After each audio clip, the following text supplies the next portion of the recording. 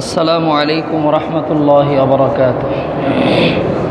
কালামে হাকিমের সূরাতুল বাকারার 39 এবং 40 নম্বর আয়াত এর তাফসির করবার জন্য চেষ্টা করব। আজকে তাফসির পর্ব 45, আয়াত নং সূরাতুল বাকারার 39 এবং 40।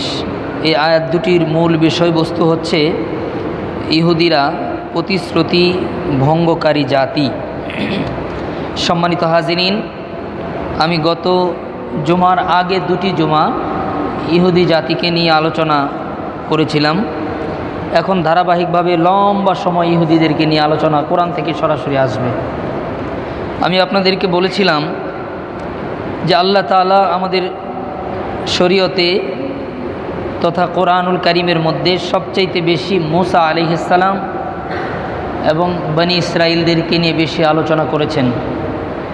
উদ্দেশ্য হলো আমাদেরকে সতর্ক করা, বনি ইসরাইলরা নিয়ামত পাওয়ার পরে তারা অকৃতজ্ঞ হওয়ার কারণে এবং নাফরমানি করার কারণে তাদের যে করুণ পরিণতি হয়েছে, আমাদের যেন এই পরিণতি না হয়। এজন্যে আল্লাহ তাআলা পবিত্র কোরআনে বনি ইসরাইল তথা ইহুদি জাতির বিষয়ে অনেক লম্বা বিস্তারিত আলোচনা আল্লাহ তাআলা করেছেন। আল্লাহ রাব্বুল আলামিন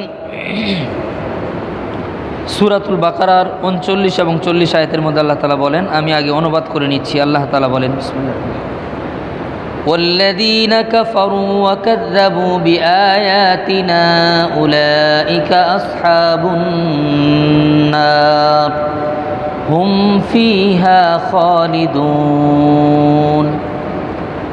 আদম এবং হাওয়া আলাইহিস সালামকে দুনিয়াতে পাঠানোর পরে আল্লাহ তাআলা বলেছিলেন যে আমার পক্ষ থেকে হেদায়েত যাবে। এই হেদায়েত যারা মানবে তাদের কোনো ভয় নাই, তাদের কোনো চিন্তা নাই।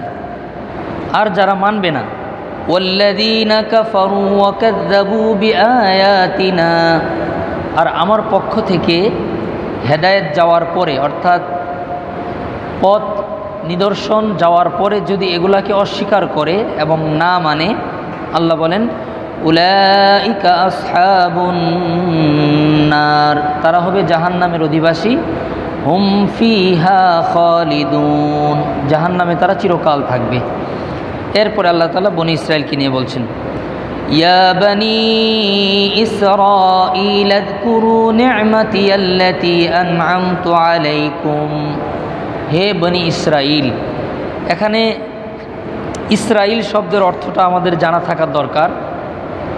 ইসরা শব্দের অর্থ হলো আব্দুন, ইল এটা আল্লাহ শব্দের প্রতিশব্দ, অর্থাৎ আল্লাহর বান্দা। ইসরাইল শব্দের অর্থ হলো আব্দুল্লাহ। ইসরাইল শব্দের অর্থ কি? আব্দুল্লাহ। এটা মনে রাখবেন আপনারা। আল্লাহ তাআলা বলেন, ইয়া বনি ইসরাইল, হে বনি ইসরাইল অর্থাৎ ইয়াকুবের বংশধর।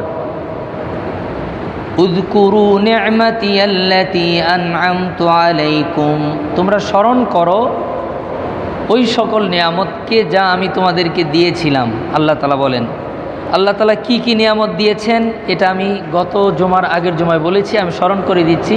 আল্লাহ তাদেরকে কিতাব দিয়েছে, আল্লাহ তাদেরকে রাজত দিয়েছেন, আল্লাহ তাদেরকে নবী দিয়েছেন, আল্লাহ তাদেরকে সম্মানজনক রিজিক দিয়েছেন।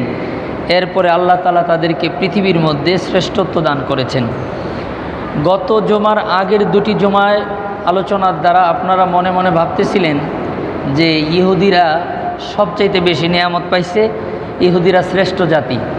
না, পবিত্র কোরআনে স্পষ্ট আল্লাহ তাআলা মুসলিম উম্মাহকে ইহুদিদের চাইতে বেশি নিয়ামত দিয়েছেন। আলহামদুলিল্লাহ, এটা জানা থাকার দরকার, না হলে মন ছোট হয়ে থাকবে। কিভাবে? আল্লাহ রাব্বুল আলামিন কোরআনে অসংখ্য জায়গায় বলছেন কুনতুম খায়রা উম্মাহ, তোমরা শ্রেষ্ঠ জাতি। কোরআনে আয়াতই আছে। কেন? আল্লাহ তাআলা আমাদেরকে নবীওয়ালা কাজ করার অনুমতি দিছে। সুবহানাল্লাহ। অন্য অন্য উম্মতের এই দায়িত্ব ছিল না। নবীরা যে কাজ করতে পারে এই কাজের পারমিশন আল্লাহ আখিরি জামানার উম্মতকে দিয়েছেন। এক, আল্লাহ পাক রব্বুল আলামিন পৃথিবীতে যত নবী পাঠিয়েছেন আমাদেরকে সর্বশ্রেষ্ঠ নবী দান করেছেন। সুবহানাল্লাহ। অন্য অন্য নবীরা আল্লাহ তাআলার কাছে দরখাস্ত করেছেন, আক্ষেপ করেছেন, আবেদন করেছেন যে নবুয়ত দিয়েছেন আলহামদুলিল্লাহ, আপনার শুকর, কিন্তু নবুয়তির যেই ভার, যেই দায়িত্ব, এটা কঠিন। সুযোগ সুবিধার চাইতে দায়িত্বর পরিমাণ কোনো অংশে কম না, বরং আখিরি জামানার নবীর উম্মত যারা শ্রেষ্ঠ উম্মত যদি ঈমান নিয়ে মৃত্যুবরণ করতে পারে তাদের মর্যাদা নবীর চাইতে বেশি না, কিন্তু আবার ভুল বুঝছেন না, তারা কাজ কম করে সুযোগ সুবিধা বেশি পাবে। সুবহানাল্লাহ। এই দিক থেকে তারা উন্নত, মানে ডিউটি কম বেতন বেশি। এটা যে কোনো পাগলেও বুঝে যে কোথাও যদি এরকম চাকরির অফার থাকে যে 16 ঘন্টা ডিউটি, বেতন 20,000 টাকা, ডিউটি হলো 2 ঘন্টা, বেতন হলো 2 লাখ টাকা, এটা এর চেয়েও বেশি। আমি এমনি বললাম আর কি বোঝানোর জন্য। বেতন 2 ঘন্টা, এসি রুমে থাকবে, কোনো সমস্যা নেই, 2 ঘন্টার মধ্যে 14 বার নাস্তা খাবে, আরও অনেক সুযোগ সুবিধা আছে। তো এরকম আখিরি জামানার উম্মতকে আল্লাহ তাআলা যেই সমস্ত সুযোগ সুবিধা ভোগ করার অফার দিয়েছেন, এই দৃষ্টিকোণ থেকে কোনো নবীরা আল্লাহর কাছে বলেছেন।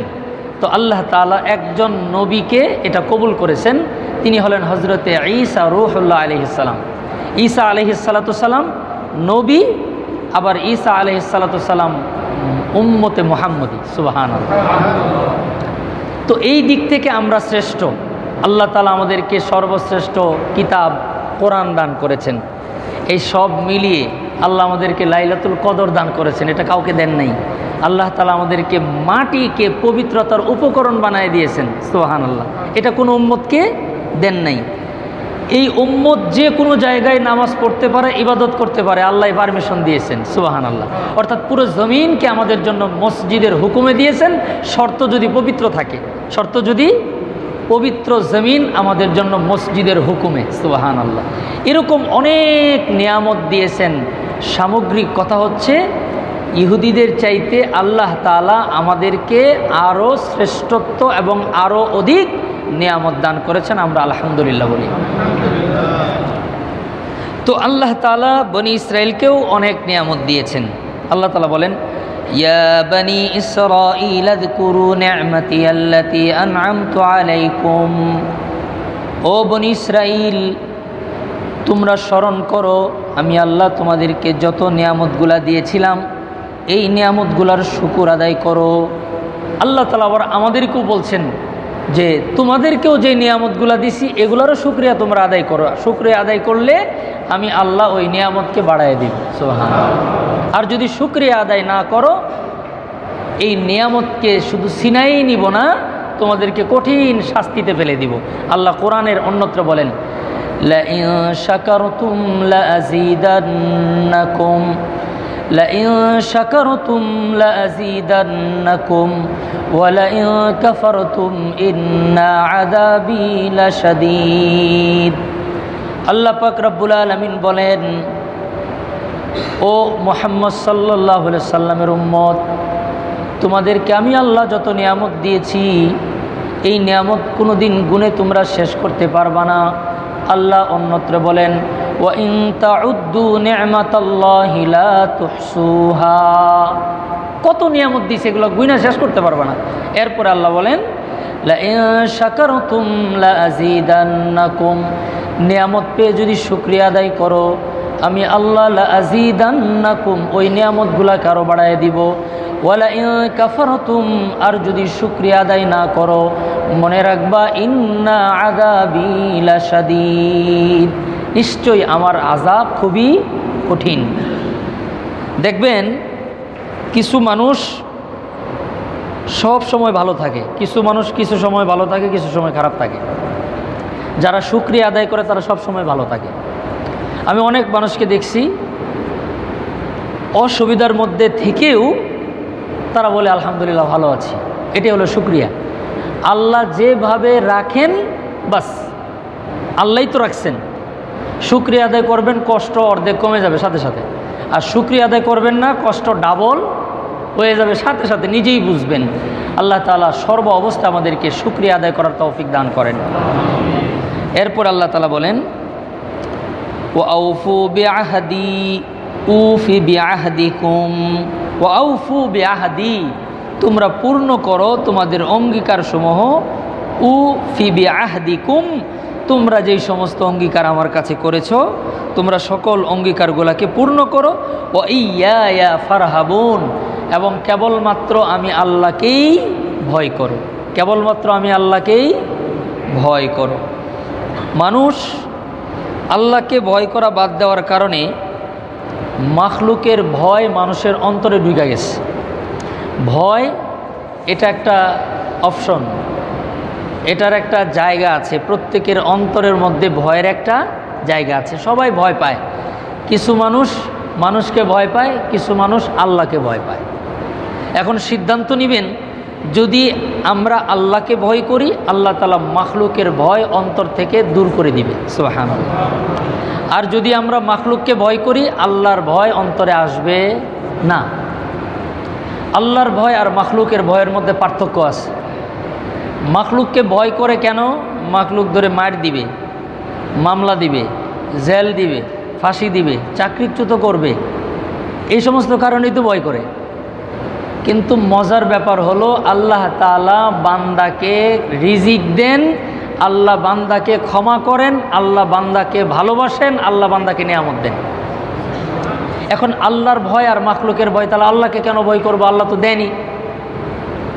আল্লাহর ভয় আর মাখলুকের ভয়ের পার্থক্য হলো মোহাব্বত আর ভালোবাসার ভয়। আর মানুষের ভয় হলো আদাওয়াতের ভয়, দুশ্মনির ভয়। মানুষ চাকরি খায়, আল্লাহ চাকরি দেয়।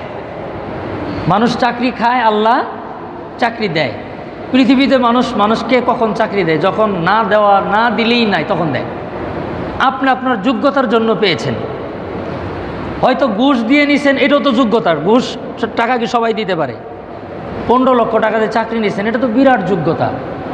আপনার বেসিক যোগ্যতার চাইতে এটা আরও বড় যোগ্যতা, কারণ টাকা কি সবাই দিতে পারে?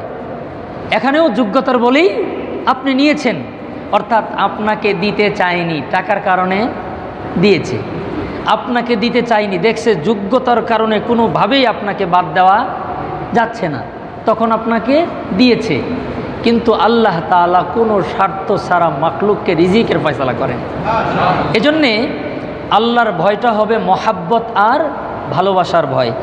আপনি দেখবেন কখনো কখনো বাবা মা বাচ্চাকে ভয় পায়। আমি সেদিন একটা দৃশ্য দেখলাম, ওই যে বেলুন টেলুন বাসি টাসি বিক্রি করে না ফুটপাতে, এক ছেলেকে নিয়ে তার বাবা যাচ্ছে, তো ছেলে যেন ওইটা না দেখে এই জন্য তাকে আড়াল করে করে কোনো রকম ওই জায়গাটাকে পার করার চেষ্টা করতেছে। তার মানে বাবা ভয় পাচ্ছে, যদি দেখে ফেলে তাহলে তো দিতেই হবে, উপায় নেই, চাচ্ছে না এটা দিতে, এটা অপচয় হবে, নষ্ট হবে। তাহলে সন্তানকে বাবা ভয় পেল, এই ভয়টা কি মেরে ফেলতো সন্তান? ভালোবাসার ভয়, কান্না করবে, কষ্ট পাবে, দরকার কি, ওকে কষ্ট দেওয়ার দরকার কি? এটা যদি না দেখায় পার করতে পারি, বাস ঝামেলা হলো না। এই ভয়টাকে বলা হয় ভালোবাসার ভয়। এই ভয়টা ভালোবাসার ভয়। আইসক্রিম খাবে, এখন বলতেছে আইসক্রিমের ফ্রিজ দেখাই তো ওইদিকে টানে, তখন সন্তানকে বাবায় অন্য দিকে টানে, বা বলতেছে আইসক্রিম নাই আজকে, অথবা আছে খাইলে দাঁত পড়ে যাবে, এরকম উল্টাপাল্টা কথা বলতেছে। কেন? বাচ্চাকে ভয় পাচ্ছে, যদি খায় বাচ্চার ক্ষতি হবে, এই ভয়টা তাকে মেনে ফেলবে, চাকরিচ্যুত করবে, খামসি দিবে, কামড় দিবে, ঘুষি দিবে, এরকম না। এই ভয়টা হচ্ছে মহাব্বত আর ভালোবাসার ভয়। এটা অনেক বড় ভয়, এটার জন্য অনেক সতর্ক থাকে মানুষ। তো আল্লাহ তাআলার সাথে বান্দার যে ভয়টা, এটাও হবে মহাব্বত আর ভালোবাসার ভয়। আল্লাহ রাব্বুল আলামিন বলতেছেন পবিত্র কালামের মধ্যে, তোমরা তোমাদের অঙ্গীকারগুলাকে পূর্ণ করো, ওয়া ইয়া ফারহাবুন, এবং একমাত্র আমি আল্লাহকেই ভয় করো। সম্মানিত হাজিরিন, এখন ইহুদি জাতি কি অঙ্গীকার করছিল? কোন অঙ্গীকার ভঙ্গ করার কারণে তারা চিরদিনের জন্য বিতাড়িত হয়ে গেল? আল্লাহ তাআলার সাথে তাদের আদাওয়াতি হয়ে গেল, আল্লাহ তাআলাকে তারা একদম বাদ দিয়ে দিল, আল্লাহ তাআলাও তাদেরকে অভিশপ্ত বলে ঘোষণা দিল। কোন অঙ্গীকারের কারণে? এই জিনিসটা খুব ভালো করে বুঝবেন, এটাই মূল আজকের আয়াতের টার্নিং পয়েন্ট, এটাই আল্লাহ তাআলার মেসেজ, এটার থেকে আমরা মূল শিক্ষাটা নিলে আজকের এই আয়াত বুঝা, এই আয়াতের আলোচনা করা সার্থক হবে ইনশাআল্লাহ। এবং আমরা আজকে মিলাবো যে ইহুদিরা ভঙ্গ করছে, আমরা কি ভঙ্গকারী নাকি আমরা পূর্ণকারী, এটাও আমরা আজকে মিলাবো ইনশাআল্লাহ। পবিত্র কোরআনে আল্লাহ রাব্বুল আলামিন অসংখ্য জায়গায়, নবী করিম সাল্লাল্লাহু আলাইহি ওয়াসাল্লাম অসংখ্য জায়গায়, এবং তাওরাত কিতাবের মধ্যে অসংখ্য জায়গায় এই কথা এসছে। তাওরাত কিতাবের মধ্যে এক ইহুদি পণ্ডিত তাওরাত কিতাব প্রথম পৃষ্ঠা খুলে দেখে এই প্রথম পৃষ্ঠার মধ্যে মুহাম্মদ সাল্লাল্লাহু আলাইহি সাল্লামের নাম লেখা। সুবহানাল্লাহ। মুহাদ্দিসিনরা লিখেন একজন ইহুদি পণ্ডিত তাওরাত কিতাব খুইলা প্রথম পৃষ্ঠার মধ্যে দেখে লেখা মুহাম্মদুর রাসূলুল্লাহ। আল্লাহ পাক রব্বুল আলামিন বলেন, আখিরি জামানার পয়গম্বর যখন দুনিয়াতে আসবে তখন সকল নবীর উম্মতরা ওই আখিরি জামানার পয়গম্বরের উপর ঈমান আনয়ন করবে। এই কথা সকল কিতাবের মধ্যে ছিল। তো ইহুদি পণ্ডিত বিরক্ত হয়ে ওই শব্দটুকু মুছে ফেলছে যে মুহাম্মদের নাম আমরা বলবো সাল্লাল্লাহু আলাইহি ওয়াসাল্লাম। নবীর নাম যতবার শুনবেন ততবার দরুদ পড়বেন। তো উনি এটা মুছে ফেলছে, ফেলা দ্বিতীয় পৃষ্ঠা খুলছে। ওই কিতাবের সাইজও বড় ছিল। দ্বিতীয় পৃষ্ঠা খোলার পরে দেখে ওই পৃষ্ঠার মধ্যে মুহাম্মদ সাল্লাল্লাহু আলাইহি সাল্লামের নাম দুইবার। আরও রাগ করছে, দুইটাই মুছছে। তৃতীয় পৃষ্ঠা খুইলা দেখে মুহাম্মদুর রাসূলুল্লাহ সাল্লাল্লাহু আলাইহি সাল্লামের নাম তিনবার, এটাও মুছছে। চতুর্থ পৃষ্ঠা খুইলা দেখে মুহাম্মদুর রাসূলুল্লাহ সাল্লাল্লাহু আলাইহি সাল্লামের নাম চারবার। এবার ইহুদি পণ্ডিত রাগে খুবে ফেটে যাওয়ার উপক্রম, কিতাব রেখে অন্য পণ্ডিতের কাছে গেছে যারা আরও বড় আলেম। বলতেছে এটা কি এক অদ্ভুত কাণ্ড, প্রথম পৃষ্ঠায় একবার মুসলাম, দ্বিতীয় পৃষ্ঠায় দুইবার মুসলাম, তৃতীয় পৃষ্ঠায় তিনবার তাও মুসলাম, চতুর্থ পৃষ্ঠায় গিয়া দেখি মুহাম্মদুর রাসূলুল্লাহ সাল্লাল্লাহু আলাইহি সাল্লামের নাম চারবার। এটা কি শুরু হয়েছে?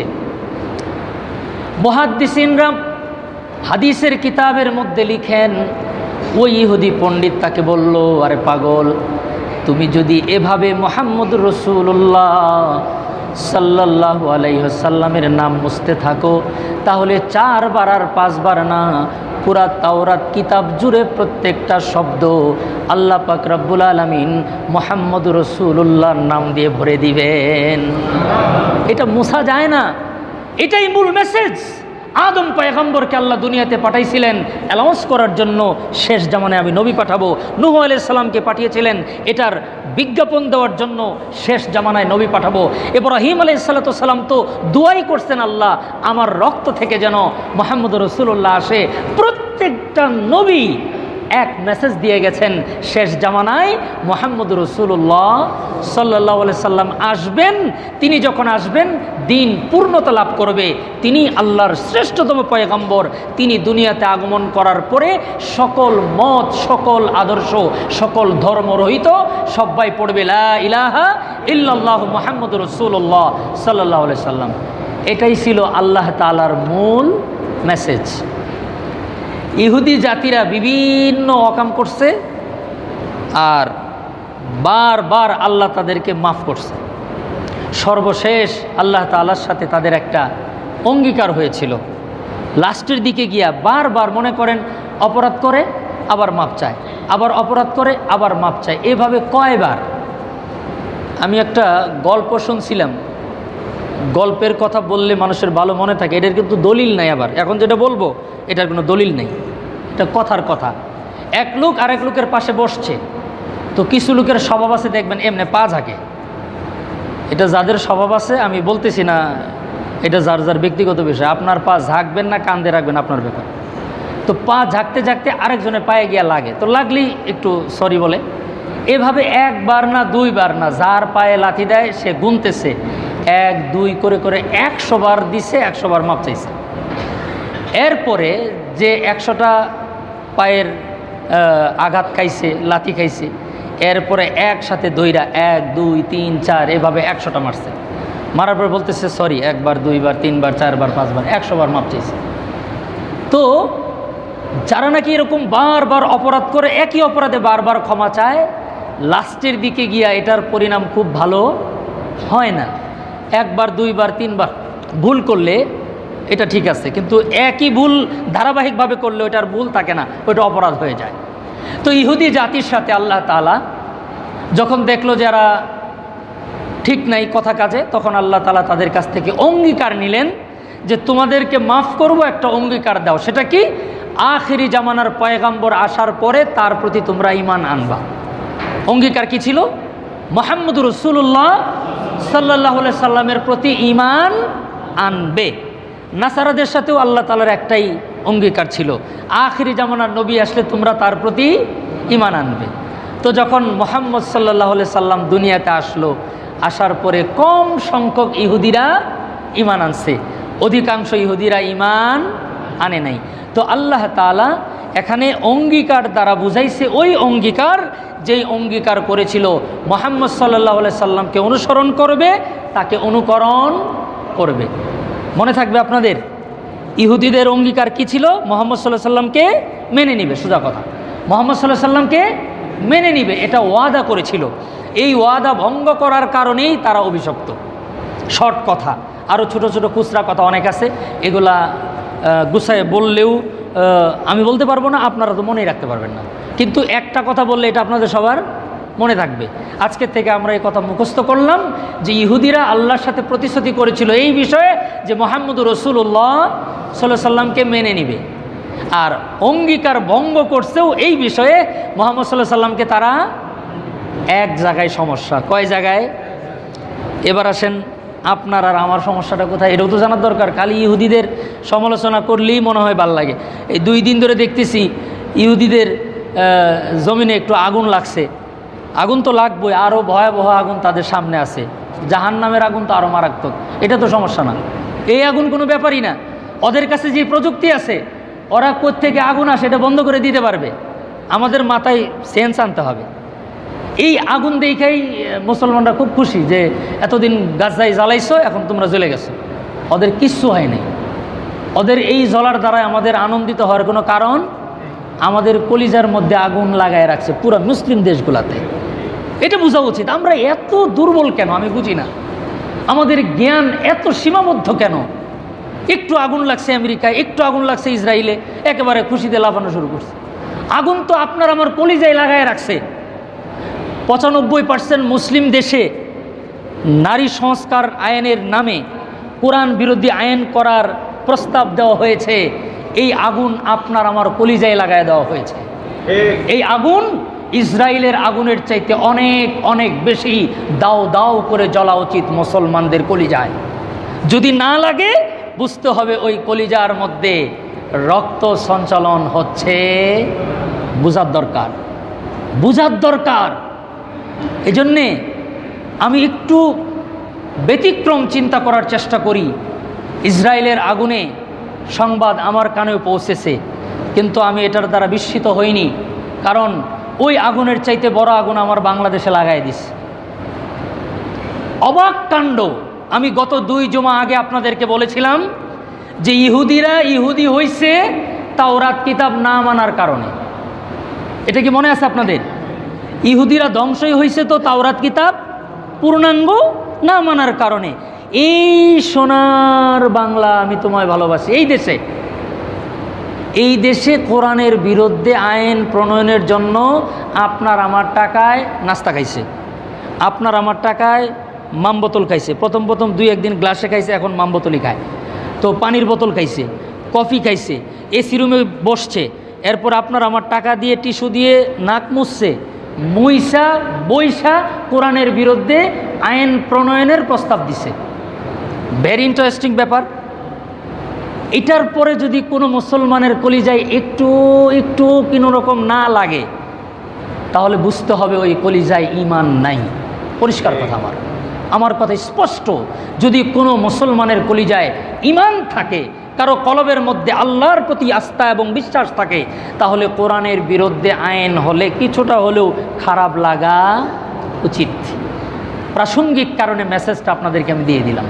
সম্মানিত হাজিরিন, তো ইহুদি জাতিরা পবিত্র কোরআনে আল্লাহ বললেন, উযকুরু নি'মাতি আল্লাতী আন'আমতু আলাইকুম, আমি আল্লাহ তোমাদেরকে যে নিয়ামত দিছি এগুলাকে স্মরণ করো, শুকর আদায় করো। ওয়া আউফু বিআহদি উফি বিআহদিকুম, আল্লাহ তাআলা বলেন আমার সাথে তো তোমরা যে অঙ্গীকার করছো ওই অঙ্গীকারটা পূর্ণ করো। ও ইয়া ফারহাবুন, এবং শুধু আমি আল্লাহকেই ভয় করো। এই কথাগুলি বলছেন ইহুদিদের। কাদের বলছেন? ইহুদিদের। আমাদেরকে কেন বলছেন?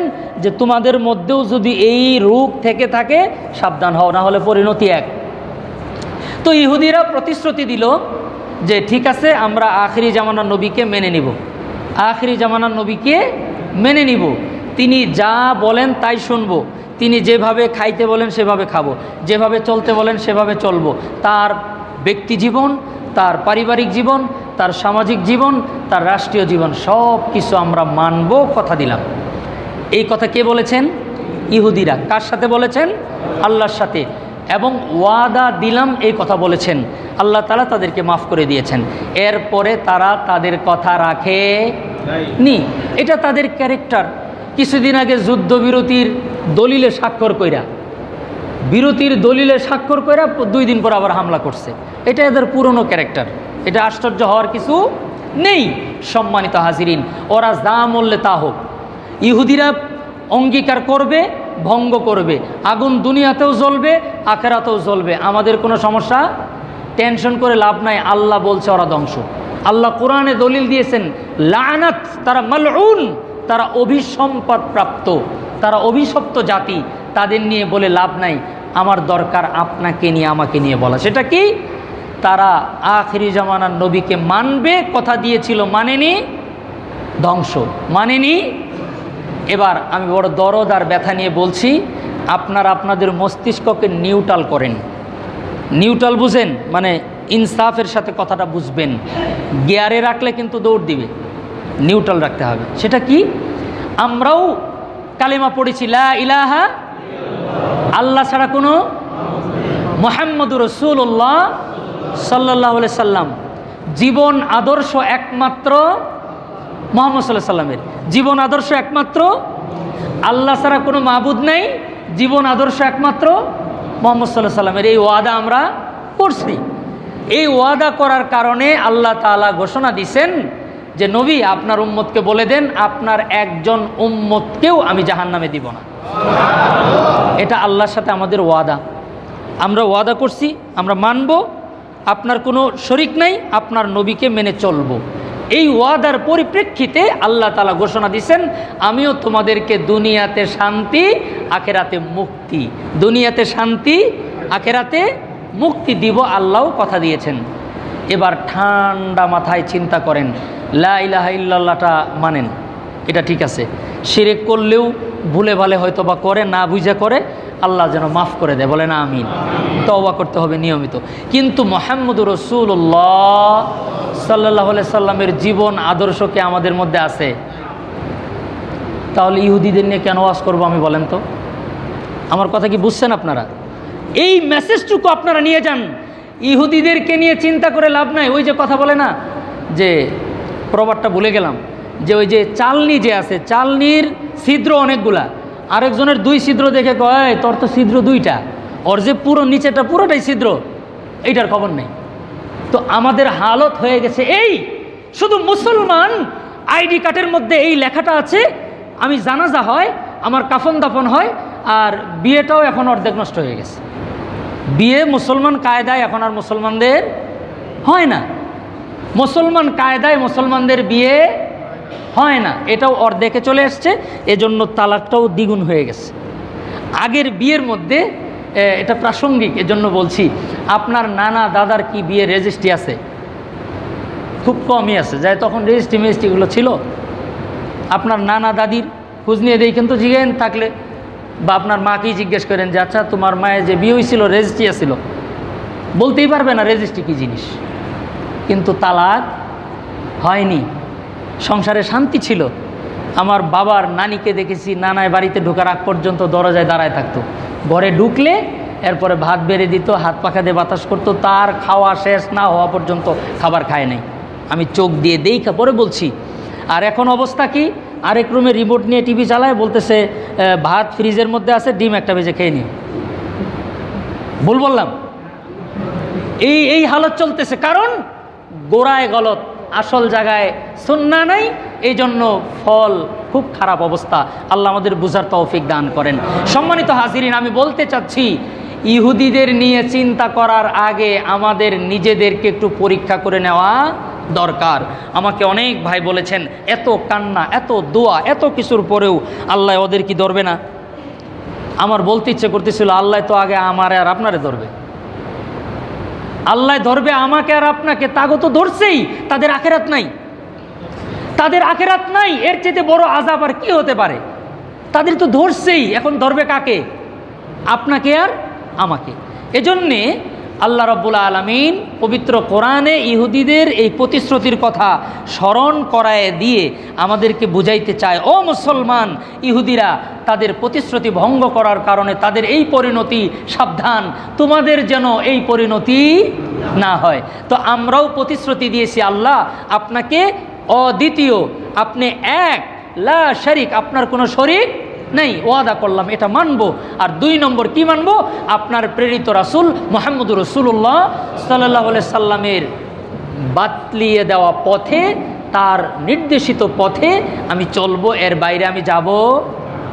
এখন আমরা মুসলমানরা ওই পথের ধারে কাছ দিয়েও নাই, তাহলে আমরাও প্রতিশ্রুতি ভঙ্গকারী কিনা বলেন? আল্লাহ আমাদেরকে মাফ করেন, আল্লাহ আমাদেরকে তওবা নসিব করেন, আল্লাহ আপনি আমাদেরকে হেদায়েত দান করেন। এজন্য আল্লাহ তাআলা নামাজের মধ্যে দোয়া শিখাইছেন, ইহদিনাস সিরাতাল মুস্তাকিম সিরাতাল্লাযীনা আন'আমতা আলাইহিম গায়রিল মাগদুবি আলাইহিম ওয়ালাদ-দাল্লিন।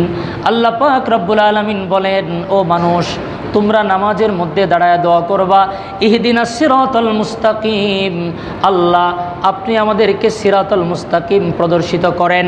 এরপর আল্লাহ বলেন, সিরাতাল্লাযীনা আন'আমতা আলাইহিম, তাদের পথ, যাদের পথ আপনার নিয়ামত প্রাপ্ত হয়েছে যারা।